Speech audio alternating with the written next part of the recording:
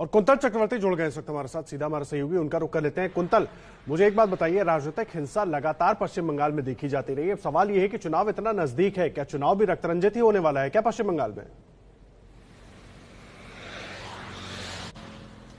देखिए, चुनाव से इतने दिन पहले मैंने तो नहीं देखा, इससे पहले कि 5-6 महीने पहले इस तरह का हाल। हालांकि इससे पहले भी बंगाल में रक्त रंजित राजनीति का इतिहास जो है वो नहीं है। इससे पहले कई दशक से ऐसा ही होते हुए आ रहा है, लेकिन अभी भी 5 महीने हैं चुनाव, ट्रेलर लॉन्च भी नहीं हुआ है। उससे पहले ही इस तरह इतना एग्रेसिव, हर रोज कुछ ना कुछ खबर, अलग अलग जिलाओं से खबर आ रहे हैं। हर रैलियों के मंच से एक नेता जो है, बड़े नेता, दूसरे की तरफ बयानों के तीर चला रहे हैं, भड़काऊ भाषण दे रहे हैं, फेसबुक पोस्ट इस तरह के है, सोशल मीडिया में इस तरह का मतलब बयानें दी जा रही है, और नेताओं के घर में सर्च करने के लिए पुलिस पहुंच रहे हैं। हर रोज एक जिला में किसी को चोट लग रही है, कोई किसी का मौत हो रही है। ये 5 महीने पहले अगर ऐसा हुआ तो मुझे पता नहीं कि बहुत दिन है चुनाव में, तो इसके आगे क्या हो सकता है, क्योंकि हर रोज जो है टेंशन और भी ज्यादा हो रहा है दोनों पार्टियों के बीच में, आरोप प्रत्यारोप, और हर जिला से इस तरह के खबरें जो है आ रही है।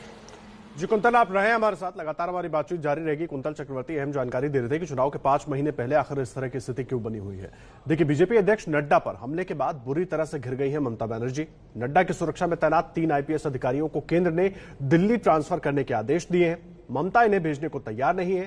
केंद्र और राज्य के बीच इससे नया संवैधानिक और प्रशासनिक संकट खड़ा हो गया है, लेकिन जानकार बता रहे हैं कि इस मुद्दे पर ममता को पीछे हटना ही होगा।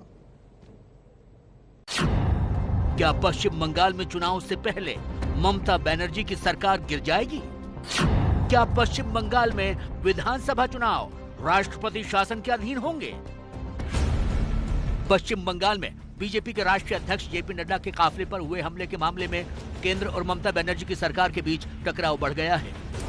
केंद्रीय गृह मंत्रालय ने पश्चिम बंगाल में तैनात 3 वरिष्ठ आईपीएस अधिकारियों को प्रतिनियुक्ति पर दिल्ली बुलाया है।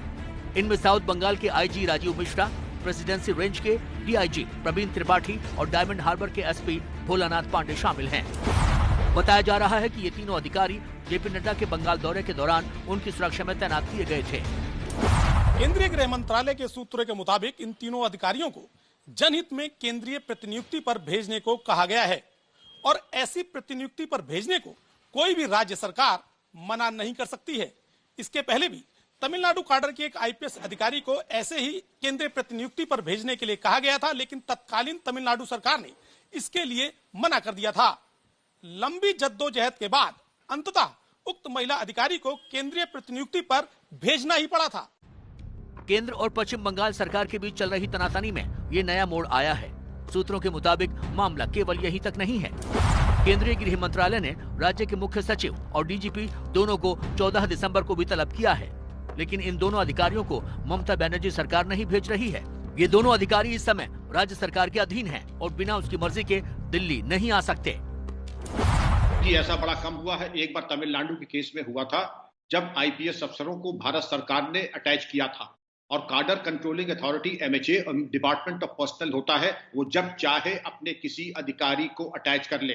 बंगाल भारत का एक अंग है, वो कोई इंडिपेंडेंट देश नहीं, जैसा कि ममता दीदी जानना चाहेंगी कि वो अलग से देश है। वही संविधान जो हमारे आप पे लागू होता है, वही बंगाल पे भी लागू होता है। जानकारों का मानना है कि ये संवैधानिक संकट की स्थिति आ गई है। संकट किस तरह का है, ये अगर हम बात करें तो ये आएगा कि एक संवैधानिक संकट है। होता क्या है कि केंद्र जो है वो काडर कंट्रोल करती है, जो भी इसको क्या कहा जाता है, ऑल इंडिया सर्विस। अगर ऑल इंडिया सर्विस है तो स्टेट तो नहीं कंट्रोल कर सकती है, सीधी सी बात है। इस वजह से, लेकिन चूंकि वो एडमिनिस्ट्रेटिव कंट्रोल रहता है स्टेट गवर्नमेंट का, एडमिनिस्ट्रेटिव कंट्रोल उसका है जब तक के लिए उनके पास वो उनकी नियुक्ति है। तो वो जब तक सहमति पत्र नहीं देगी, स्टेट गवर्नमेंट नहीं देगी, तब तक वो ऑफिसर अपने मन से नहीं आ सकते। माना जा रहा है कि पश्चिम बंगाल के राज्यपाल की भेजी कानूनी व्यवस्था रिपोर्ट अहम है। वो रिपोर्ट ममता सरकार के भविष्य को लेकर केंद्र के किसी बड़े फैसले का आधार भी बन सकती है। केंद्रीय गृह मंत्रालय के एक आला अधिकारी ने कहा कि हम जो कार्रवाई कर रहे हैं वो एक केंद्रीय प्रोटेक्टी की सुरक्षा में हुई लापरवाही को लेकर कर रहे हैं।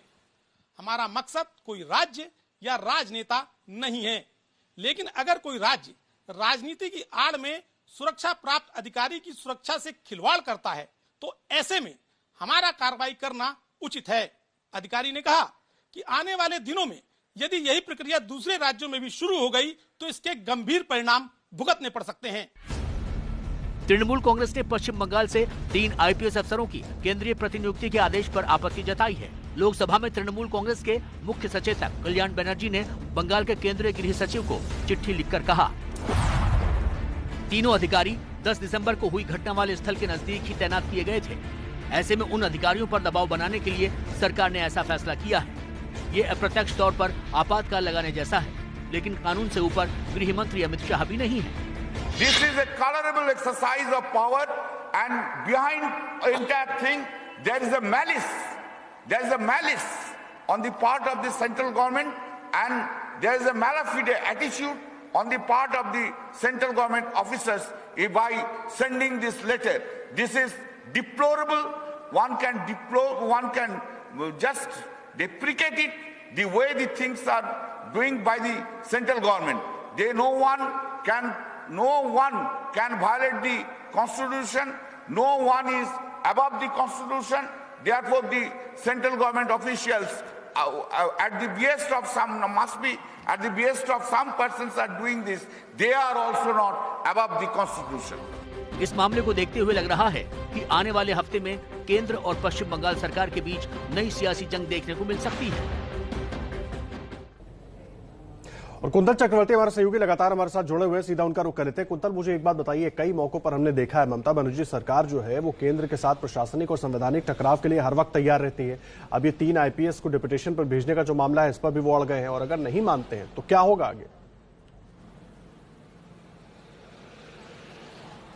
देखिए, प्रशासनिक या संवैधानिक जो इस तरह के जो विवाद है ये नई नहीं है। इस तरह का अगर इलेक्शन से पहले, चुनाव से पहले ये हो सकता है, और अगर ऐसा हुआ तो मुझे लगता है कि जो केंद्र सरकार जो तीनों आईपीएस ऑफिसर को अटैच किया है उनका तो हक है उनको कभी भी अपने तरीके से कोई पोस्टिंग देना ये या वापस बुला लेने का, ये तो वो कर ही सकते हैं। लेकिन जो हिंसा की बात जो आपको मैं बता रहा था ये तो अनुचित है, और जिस तरह से ये आगे बढ़ रही है, हर रोज हो रहा है, इसको देखकर ज्यादा डर लग रहा है पश्चिम बंगाल चुनाव में क्या हो सकता है। इस तरह के प्रशासनिक विवाद तो हर रोज होता ही रहेगा, और जो आप कह रहे हैं चुनाव से पहले और भी ज्यादा होगा। और कल्याण बनर्जी ने जिस तरह से उन्होंने यहाँ पत्र लिखी है और उन्होंने कह दिया है कि ये 3 आईपीएस ऑफिसर के ऊपर दबाव बनाने की कोशिश किया जा रहा है केंद्र की तरफ से, इसको देखकर तो संकेत यही है कि ये जो प्रशासनिक विवाद है आगे और भी ज्यादा होने वाला है।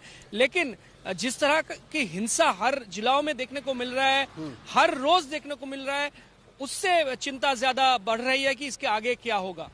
कुंतल, लेकिन बड़ा सवाल यह है कि ममता सरकार हर बार ऐसे टकराव की स्थिति में क्यों रहती है? शारदा चिटफंड वाले मामले की बात करें, उस वक्त जो पूर्व पुलिस कमिश्नर थे कोलकाता के राजीव कुमार, उनके घर जब सीबीआई पहुंचती है वहां हाई वोल्टेज पॉलिटिकल ड्रामा हो जाता है, पूछताछ के लिए बुलाया जाता है, वो मेघालय पहुंच जाते हैं। तो सवाल यह है कि बार बार ऐसी टकराव की स्थिति उत्पन्न क्यों होने देती है ममता बनर्जी?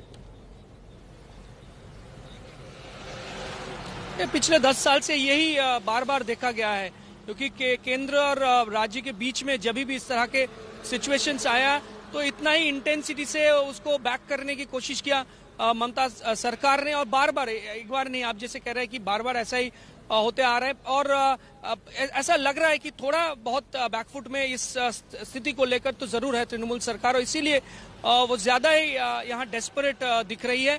और आगे 5 महीने बाद चुनाव है, उनको शायद लग रहा है कि इस तरह की स्थिति और भी ज्यादा बन सकती है, और इसीलिए शायद ही शायद ज्यादा डेस्परेट दिख रही है तृणमूल सरकार यहाँ। कुंतल, मुझे एक बात और बताइए, सीधा सवाल यह है कि बार बार बीजेपी की तरफ से जो आरोप लगाया जाता रहा है ममता सरकार के ऊपर कि वो पुलिस सिस्टम का जो है दुरुपयोग कर रही है, पुलिस का इस्तेमाल एक राजनीतिक कार्यकर्ता की तरह, पॉलिटिकल एक्टिविस्ट की तरह हो रहा है। सवाल यह है, ये जो डिफेंड करने की प्रक्रिया है वो तरीके से हो, बजाय इसके कि हेड ऑन हो जाए केंद्र के साथ?